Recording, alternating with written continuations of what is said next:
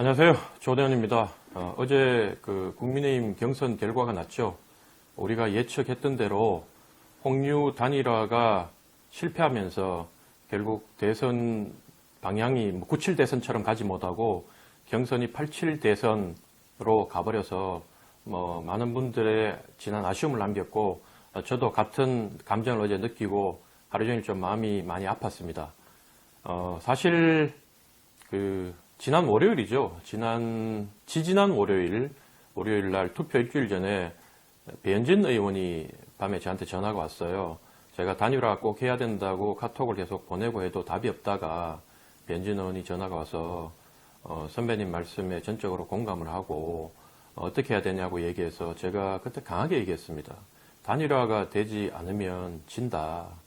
이미 당원들에 대한 장악과 판세가 끝났기 때문에 이걸 뒤집는 데는 너무 힘이 든다.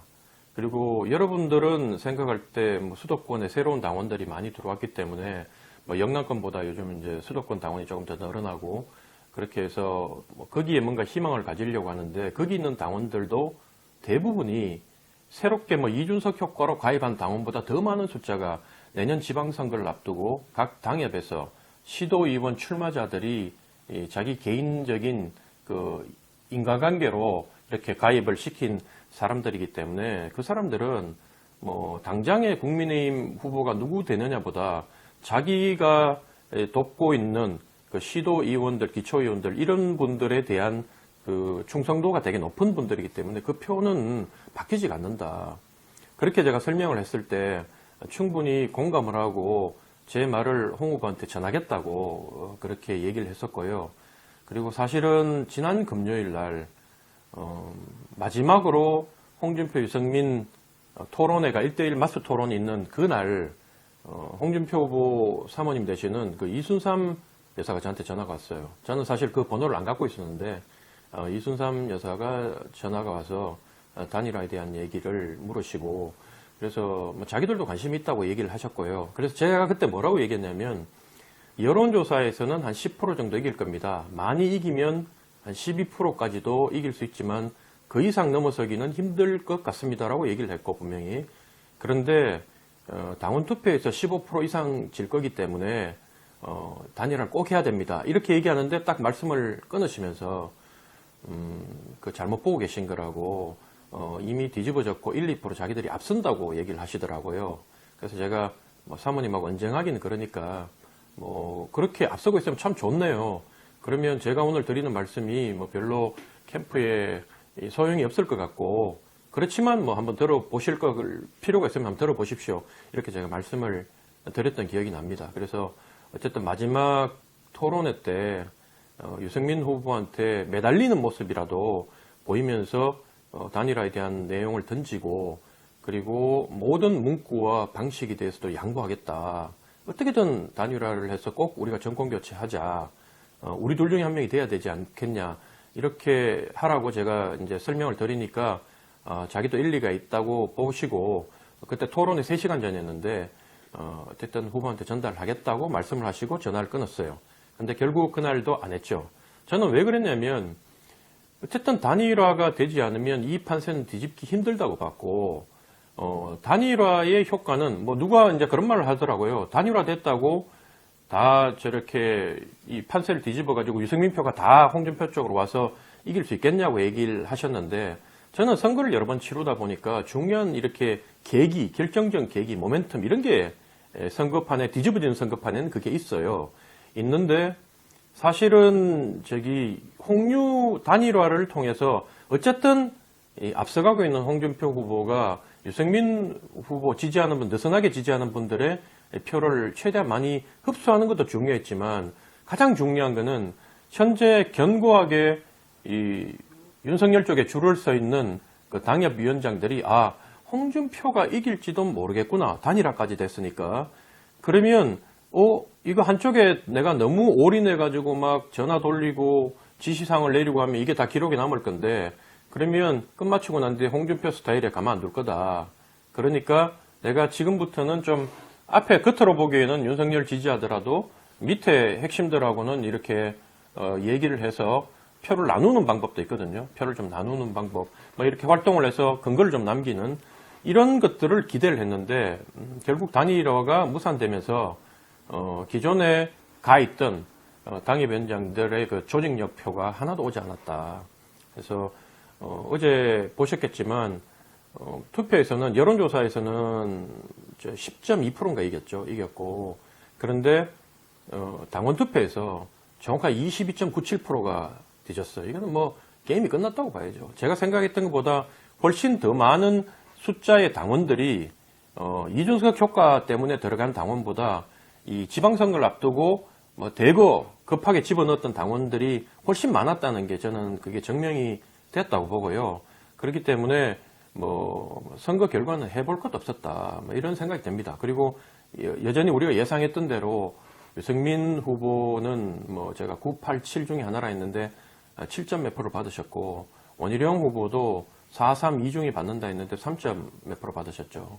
뭐 안타까운 결과가 그래 나게 됐던 겁니다. 그리고 하루 전날 사실 그 제가 홍준표 이긴다 하고 이렇게 보도자료도 보내고 다 했는데 여러분 저는 여론조사 기관의 대표도 아니고 그리고 저는 뭐 정치평론가라는 이름을 달고 방송을 이렇게 몇 번 나가고 했지만 사실은 평론가 아니라 저는 정치인이죠. 정치인이고 정당인이고 그러다 보니까 많은 경우 저는 그 사실 평론가적 입장, 여론조사 기관 관계자 입장보다는 저는 정치인으로서 기본적으로 활동을 하고 있고 그렇게 할 수밖에 없는 상황입니다. 그래서 사실 우리 전략팀 내에서도 뭐 구성원이 여러 명 계시는데 다양한 뭐 직업군들이 계세요. 예전에 국회에서 활동하시던 전직 공무원, 그다음에 뭐 노동운동하는 진보인사, 시민단체 대표, 그다음에 개인 사업을 하는데 과거에는 뭐 학생운동을 하셨지만 지금은 개인 사업을 하시면서 우리 당 당원을 하시는 분, 그리고 심지어 여론조사 기관 대표까지 이렇게 같이 모여서 얘기를 하는데 거기서 마지막까지 홍준표가 단일화하지 않으면 진다고 하루 전날 우리가 예측을 했을 때도 뭐 카톡까지 다 남아 있으니까 진다고 끝까지 예측했던 사람이 사실은 저고 그리고 그 사업하시는 분 그분이 진다고 했고 나머지 분들은 추세가 이렇게 올라간 추세가 있기 때문에 이번에는 뒤집어질지도 모른다고 얘기하셨고 심지어 뭐 한 분은 총 3에서 6만 표까지 이긴다 그렇게 얘기를 하시더라고요. 근데 저는 끝까지 진다고 봤음에도 불구하고 방송을 그렇게 했던 이유는 제 목표가 숫자를 맞추는데 목표가 있었던 게 아니라 어떻게든 그 홍유 단일화를 성공시켰어. 단일화를 성공시키지 못한다면 단일화에 버금가는 효과를 얻어서라도 정권 교체에 성공해야 된다. 이 생각을 했기 때문에 뭐 틀리면 제가 그랬잖아요. 사과하면 되지. 이미 상황이 안 좋다는 걸 알고 있었음에도 불구하고 그렇게 방송을 했던 것입니다. 그렇게 해서 조금이라도 단일화에 버금가는 뭐 홍쪽이 이긴다고 얘기하면 조금 더 그래도 여론조사라도 도움을 받지 않겠나 이런 생각으로 제가 그렇게 했던 것이고요. 이제 선거 기간에는 그런 얘기를 할 수 없었는데 지금은 다 끝이 났기 때문에 그런 말씀을 드립니다.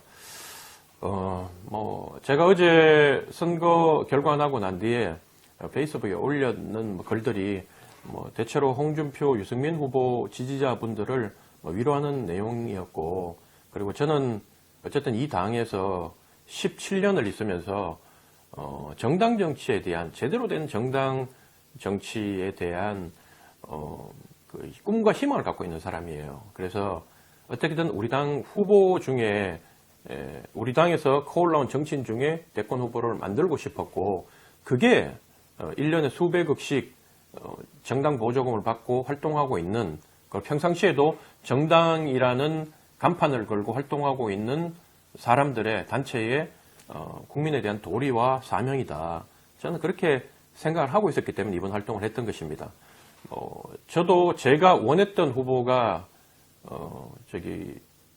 최종 후보로 선정되진 않았지만 그 민주주의라는 게 그런 거 아니습니까? 과정에는 치열하고 결과에는 또 깨끗이 승복하는 게 민주주의의 어쨌든 가장 큰 가치고 우리가 다른 체제보다도 그래도 우리가 신봉하고 더 이렇게 목숨 걸고 지키려고 했던 자유민주주의 체제 아니겠습니까? 그래서 현재 이제 이번에 이제 우리 당 후보로 결정이 된 후보를 우리가 열심히 도와서 어쨌든 정권 교체, 문재인 정권의 그 민낯을 여러 가지 지금 듣고 있는 잘못된 부분을 드러내서 심판하려면 어쨌든 정권을 교체해야 된다. 그리고 이재명 후보가 대통령 되는 세상 여러분 거기서 사실 수 있겠습니까? 생각만 해도 참 가슴이 답답하고 끔찍하지 않습니까? 그래서 그런 것들을 위해서라도 우리는 새로 선출된 더 많은 당원들이 원에서 뽑힌 후보 중심으로 가야 되고, 그리고 또 홍준표 유승민 후보 지지하셨던 분들한테 제가 말씀드리고 싶은 바는, 제가 이 당에서 활동을 해보니까 한 번 선거를 이겼다고 뭐 다음에 또 이기라는 법도 없어요. 뭐 그랬 따지면 우리 그 기존에 저같이 당을 끝까지 지키고 있었던 사람들 입장에서는 최근에 당을 다 장악하고 있는 사람들은 바른정당계 아닙니까? 다 나갔다가 오신 분들이 뭐 지금 윤석열 쪽에도 다 장악을 하고 있고, 또 뭐 유승민 후보든 뭐 홍준표 후보도 한번 이 고향 버리고 제가 당 버리고 나갔다고 그때 탈당할 때 제가 선배가 돼서 때 탈당하냐고 말씀도 드리고 이랬는데 그런 면들이 있었지 않습니까? 그래서 포기하지 않고 자리를 지키면서 또 국민들의 상식과 이성에 맞는 활동을 해가다 보면 또 기회는 또 옵니다. 그래서 여러분들 꿈을 잃지 마시고 너무 낙심하지 마시고 또 똘똘 뭉쳐서 우리가 열심히 활동을 하다 보면 그리 오랜 시간이 걸리지 않고 조만간 또 우리 홍준표, 유승민 후보가 이런 큰 정치인들이 활동할 수 있는 공간이 저는 열리리라고 확신합니다. 예, 여러분 오늘 토요일 오전인데요. 주말 잘 보내시고 다음 한 주는 제가 여행을 좀 가려고 하니까 다음 한 주 쉬고 그 다음 주에 뵙도록 하겠습니다. 고맙습니다.